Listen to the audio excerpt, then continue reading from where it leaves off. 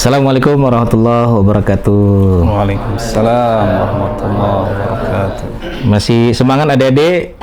Semangat ya, Masya Allah. Alhamdulillah teman-teman sekalian, kita hari ini masuk di Ramadan yang pertama. Ya, banyak sekali Ustadz nih. Ini di hadapan kita sudah ada Ustadz Mansur. Ya, kita mau ngobrol-ngobrol banyak tentang seputar Ramadan, perjalanan Ramadan. Ini mumpung masih fresh, mumpung kita tanya terus semuanya sama Ustadz Mansur nih. Ustadz, gimana kabar Ustadz? Sehat Ustadz? Alhamdulillah khair. Alhamdulillah, Masya Allah ya. Ya Ustadz, ini sudah masuk Ramadan pertama Ustadz. Ya, mumpung masih pertama nih. Ya, biasanya kan lagi semangat-semangat nih Ustadz. Nah, saya langsung bertanya jadi Ustadz, kenapa sih Ramadan pertama nih kita semangat sekali, tapi di penghujung Ramadan itu entah kenapa mulai menghilang tuh. Itu apa kira-kira Ustadz? Monggo Ustadz. Baik, terima kasih Ustaz Didik ya, dan para santri semuanya ya. Kebanyakan dari kaum muslimin ya, dalam menjalankan puasa Ramadan di hari-hari pertama Ramadan itu apa? Begitu semangat. Semangat. Ya. Tapi masuk ke pekan kedua sudah mulai loyo. Pekan ketiga tambah loyo. Pekan keempat, masya Allah, sudah mulai softnya sudah mulai ke depan. Nah, jadi yang pertama dari sisi niat, Ustaz. Ya, niatnya di awal ini perlu dikuatkan. Ya, bagaimana kita menjalankan ibadah puasa ini? Ya, Bismillah. Ya, lillah karena Allah Subhanahu wa taala, bukan hanya mengikuti tren, oh temannya puasa kita ikut puasa, bukan hanya begitu.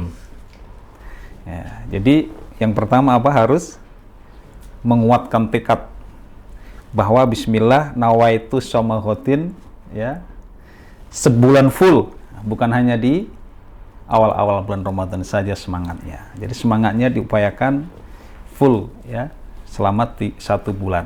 Ya.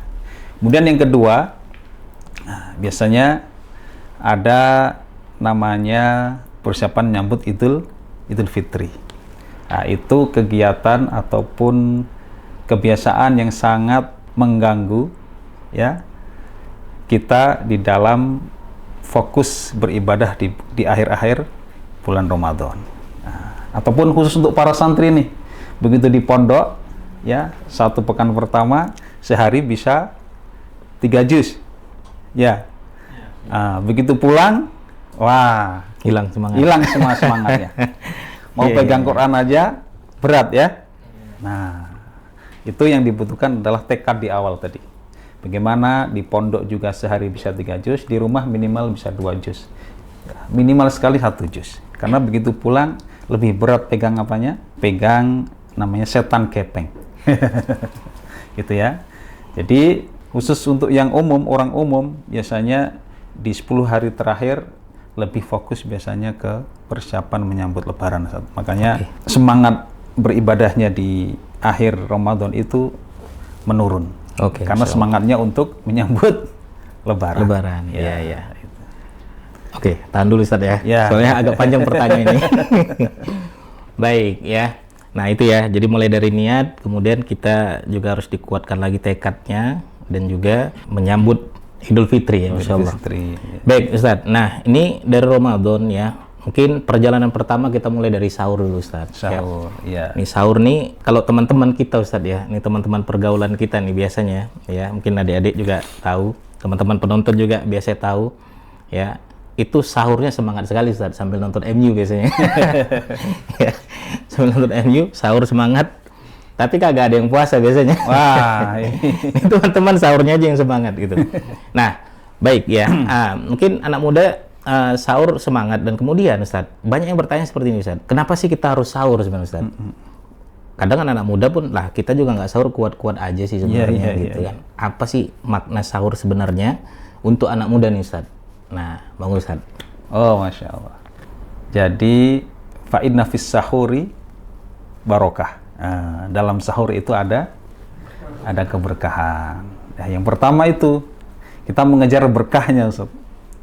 Nah, bukan hanya sekedar makan di waktu sahur, tapi bagaimana sahur itu agar menjadi sebuah kekuatan kita menjalankan ibadah puasa sehari full ya, mulai terbit fajar sampai maghrib terbenam matahari.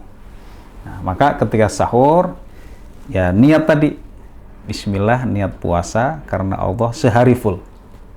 Nah, jadi bukan hanya ikut-ikutan sahur habis nonton MU atau habis nonton apa, kalau musim Piala Dunia ya biasanya Argentina.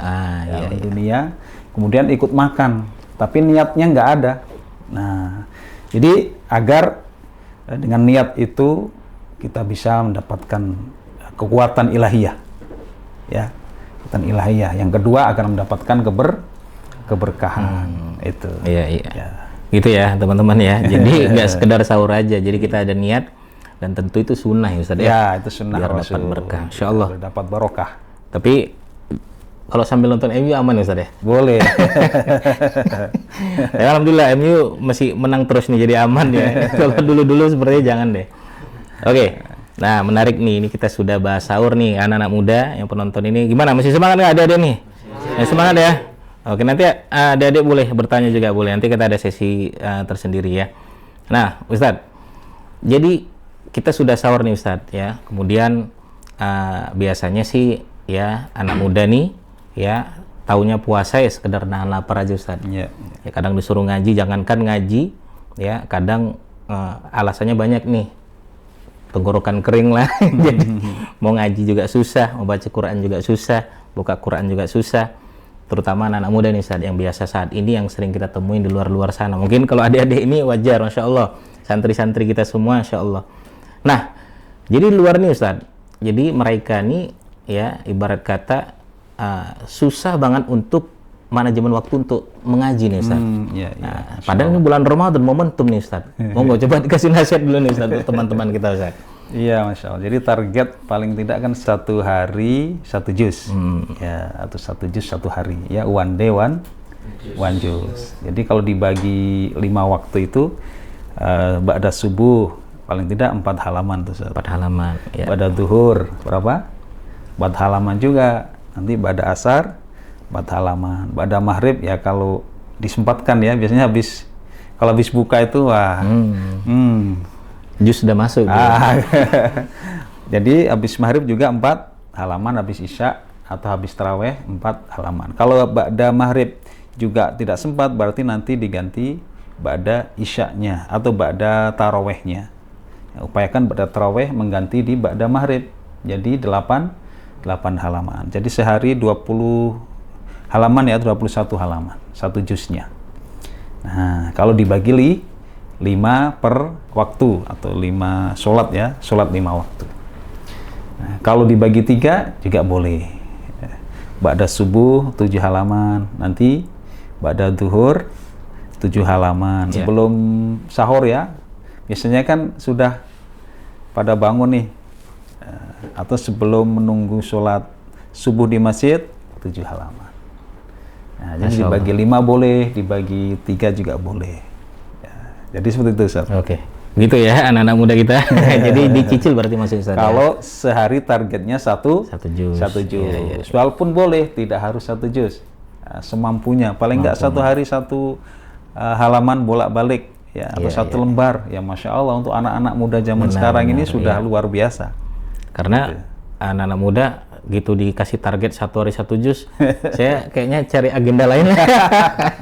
Ya, itu. Ya, Masya Allah ya. Betul. Paling enggak setiap ba'da sholat 1 halaman lah. Itu sudah luar biasa itu. Oke, Masya Allah ya. Tuh anak muda. Begitu ya. Dicicil tuh untuk teman-teman penonton setia kita. Nah, kadang anak muda nih Ustaz, ya mungkin bukan sekedar target aja Ustaz, mungkin mereka butuh bimbingan juga, butuh mentor, butuh ada yang ngarahin. Ketika dikasih target, biasanya mereka tuh mikir nih, waduh, ini anak muda nih ya anak-anak tongkrongan nih biasanya ya. Nah, mungkin salah satu pertama tadi dengan dicicil Ustaz. Nah, sebenarnya ada nggak sih Ustaz metode belajar baca Quran untuk teman-teman yang belum bisa baca Quran Ustaz?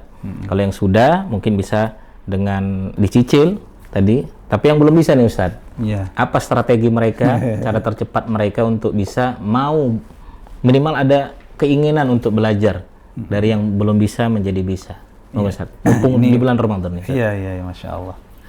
Ya, yang pertama tentunya ada keinginan ya, ada niatan untuk mau atau untuk bisa mengaji atau bisa membaca Al-Quran. Nah, kalau sudah ada niatan itu, ada kemauan itu, biasanya jalannya ada aja.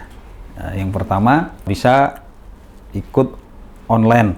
Nah, sekarang kan banyak program-program online, Ustaz ya. Nah, kalau di Posdai Jogja ada namanya ngaos ya.